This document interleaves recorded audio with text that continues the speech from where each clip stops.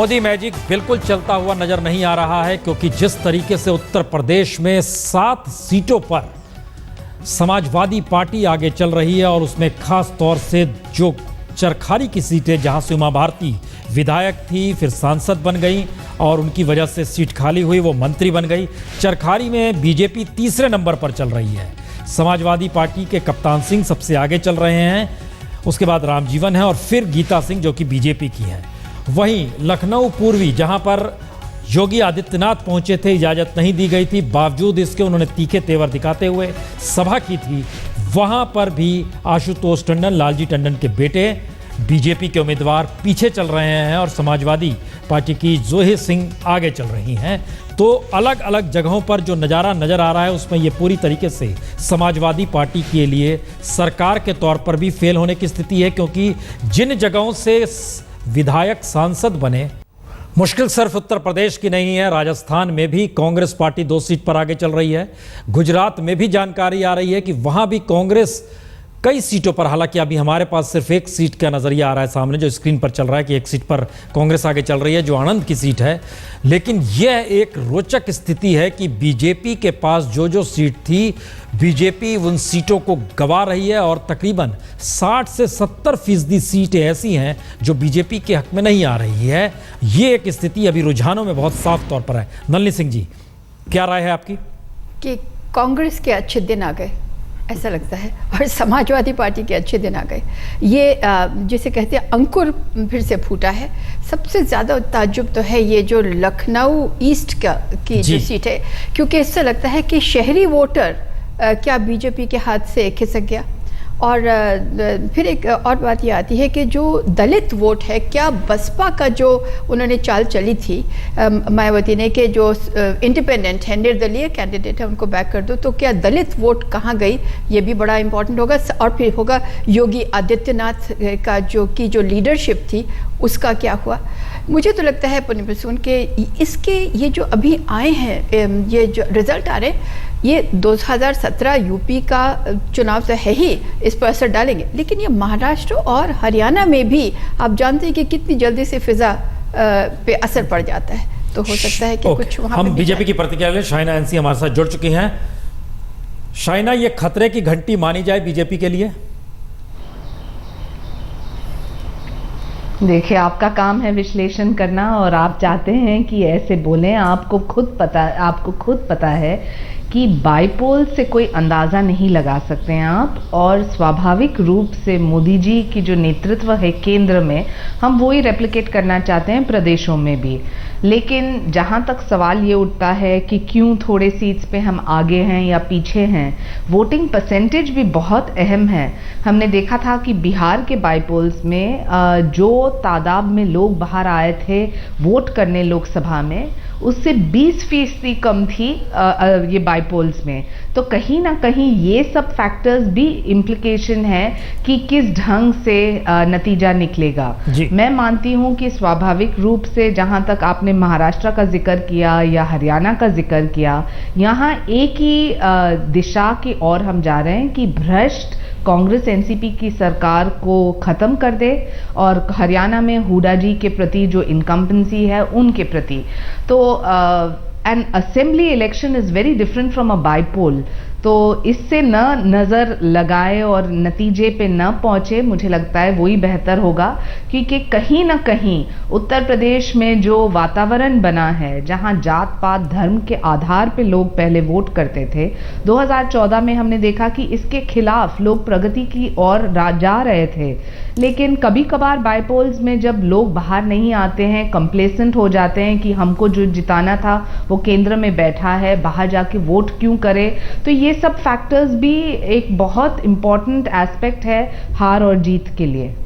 शाइना, एक सवाल हर जहन में होगा कि हर चीज के केंद्र में प्रधानमंत्री नरेंद्र मोदी ही आकर खड़े हो गए हैं। गुजरात में भी कांग्रेस पहली बार आगे चल रही है, जो कि नरेंद्र मोदी के वहां सीएम रहते हुए कभी नहीं आगे चली। 3 सीट ऐसी है। सवाल सिर्फ इतना है कि क्या ये जी नहीं, 1 सीट हम दिखा रहे हैं, लेकिन इस बीच में इलेक्शन कमीशन का जो आ रहा था उसमें 3 सीट आ रही है। ये हम आपको जानकारी दे रहे हैं, हमारे उस पे जो आ रहा है, लैपटॉप पे जो आ रहा है, वो अभी बदल जाएगा, तुरंत बदल जाएगा, उसकी चिंता नहीं है। लेकिन सवाल दूसरा है, सवाल है हर चीज़ के केंद्र में कोई एक शख्स हो जाए तो पार्टी, ऑर्गेनाइजेशन और विचारधारा, ये सब कुछ को लेकर जनता खारिज करने की ही स्थिति में आएगी ना, क्योंकि उसके पास तो चीज़ें बची ही नहीं, उसी पर टिकी हुई है, हाँ या नहीं। बिल्कुल नहीं। जनता ने जो निर्णय दिया 2014 में, क्यों दिया? क्योंकि वो थक गए थे भ्रष्टाचार को लेके, थक गए थे कि कुछ 60 साल में जो तरक्की होनी चाहिए थी देश की नहीं हुई, तो लोगों ने वोट दिया स्थिरता के लिए, नेतृत्व के लिए, प्रगति के लिए। और मोदी जी ने जो कर दिखाया 100 दिन में, उससे लोगों को भी शांति मिली है। कहीं ना कहीं मुझे लगता है कि जब लोग, वोटर कंप्लेसेंट हो जाता है कि अभी हम सेफ हैंड्स में हैं, तो हम सोच सकते हैं कि बाईपोल में क्यों बाहर जाके वोट करें। असेंबली में हमें ये लोगों को जागरूक करना है कि जो आप केंद्र में ये स्थिर सरकार चाहते हैं और आपके प्रदेश में, तो आपका सबसे पहला फर्ज ये बनता है कि आप बाहर आके वोट करें। क्योंकि जब वोटिंग परसेंटेज ज़्यादा है तब हमको पता चलता है कि मैंडेट किस तरह और किस तरफ लोग दे रहे हैं। मुझे लगता है कि विश्लेषण करने के लिए बहुत सारे मुद्दे हैं। आपने ये आपके पहले हेडलाइंस टुडे पे कह रहे थे कि एक आध प्रतिक्रिया, मुझे नहीं लगता है कि जनता एक आध प्रतिक्रिया पे तय करती है कि किस दिशा की ओर वो जाना चाहते हैं या नहीं। लेकिन ज़रूर ये दिखाई देता है कि 100 दिन पहले एक बहुत ही बेहतरीन इलेक्शन, ऐतिहासिक इलेक्शन था, जहां लोग भारी तादाद में बाहर आके वोट किए। उसके बाद शायद लोग भी थोड़े कंप्लेसेंट हो गए हैं कि अभी ये तो एक बाईपोल है। असेंबली में वापस हम देखेंगे कि वही लहर जो आपने 2014 में देखा, आपको यहाँ भी देखने मिलेगा। नहीं, भरोसा, उम्मीद जबरदस्त है आपका, हम आपके साथ हैं, ऐसी उम्मीद रहनी चाहिए। लेकिन संजय जी, जो एनालिसिस की बात हो रही है, शाइना कह रही हैं, और हमारे जहन में भी ये सवाल है, जब सब चीज़ के केंद्र में मोदी ही है, सरकार मोदी चला रहे हैं, पार्टी अमित शाह चला रहे हैं, सरकार कितने की है, पार्टी कितने की है, उंगलियों पर गिना जा चुका, मैसेज हमेशा इन्हीं के इर्द गिर्द क्यों नहीं रहेगा? बीजेपी तो गायब हो गई ना पूरे प्रोसेस से। बिल्कुल, ये जो चुनाव के जो भी नतीजे आए, जितनी भी सीटें बीजेपी जीते और दूसरी पार्टियां जीते, निश्चित रूप से कहीं ना कहीं मोदी को, अमित शाह को इसकी रिस्पॉन्सिबिलिटी लेनी पड़ेगी। क्योंकि जब 2014 के चुनाव में बीजेपी ने इतना ज़बरदस्त प्रदर्शन किया, सारी की सारी रिस्पॉन्सिबिलिटी मोदी की, ये मोदी की जीत है।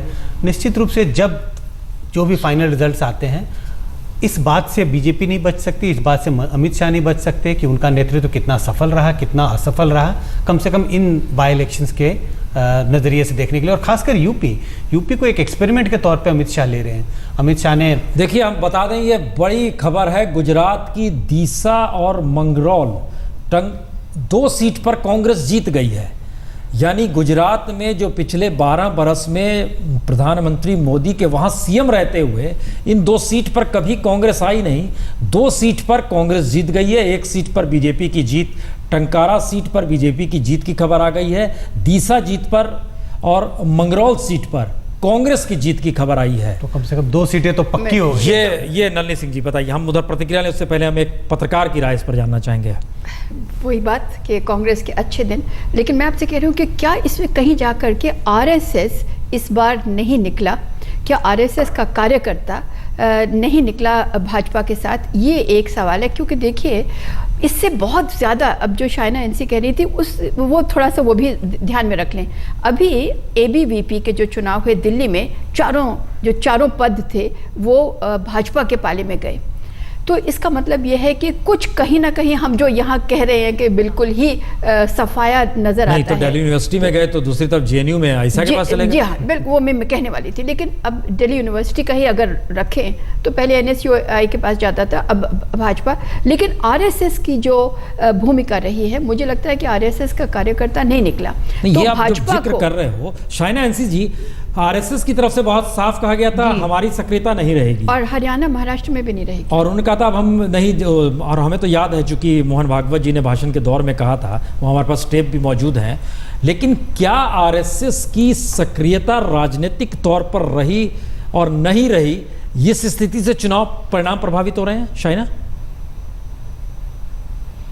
मुझे लगता है कि आरएसएस का जो योगदान है उसकी कोई तुलना नहीं कर सकते हैं। ज़रूर स्वाभाविक रूप से हमारे जो संघ के कार्यकर्ता हैं उनकी जो सोच विचारधारा के साथ जो क्षमता है वो ज़मीनी स्तर पे आप उसका तुलना ही नहीं कर सकते हैं। और हम उम्मीद करते हैं कि असेंबली के इलेक्शंस में सक्रिय रूप से वो हमें ज़रूर मदद करेंगे।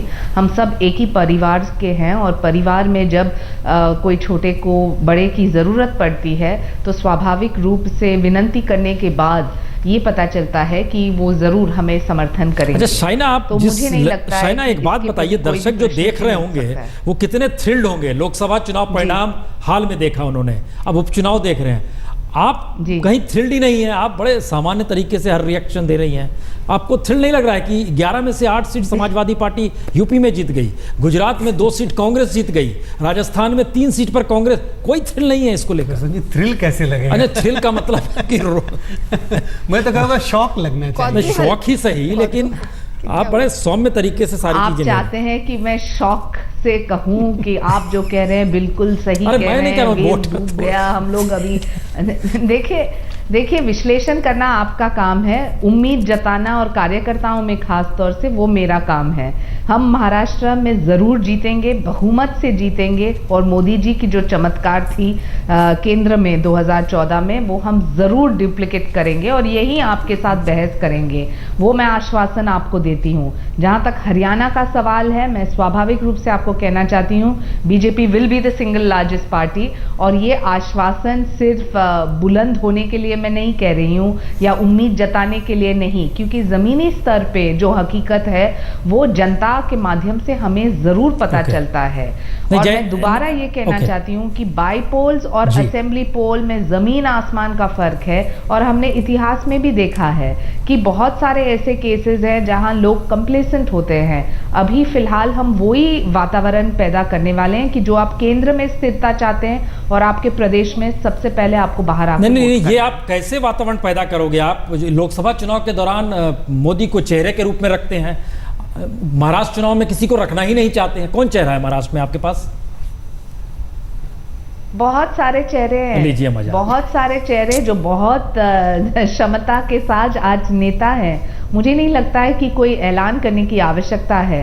पहले महाराष्ट्र की जनता तय करेगी कि किसको हराना है, किसको जिताना है।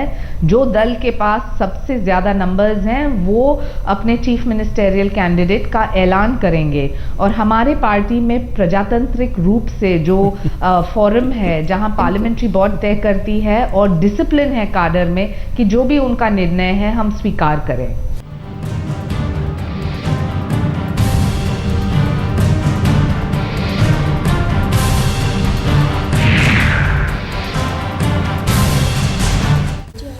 गुजरात में 2 सीटों पर कांग्रेस ने जीत ले ली है। एक दीसा सीट है जहां से कांग्रेस के गोवा भाई जीते हैं, गोवा भाई हरिभाई रावारी, और दूसरी तरफ कांग्रेस को मंगरौल सीट पर जीत मिली है जहां पे कांग्रेस के वजह बाबू भाई काला भाई जीते हैं।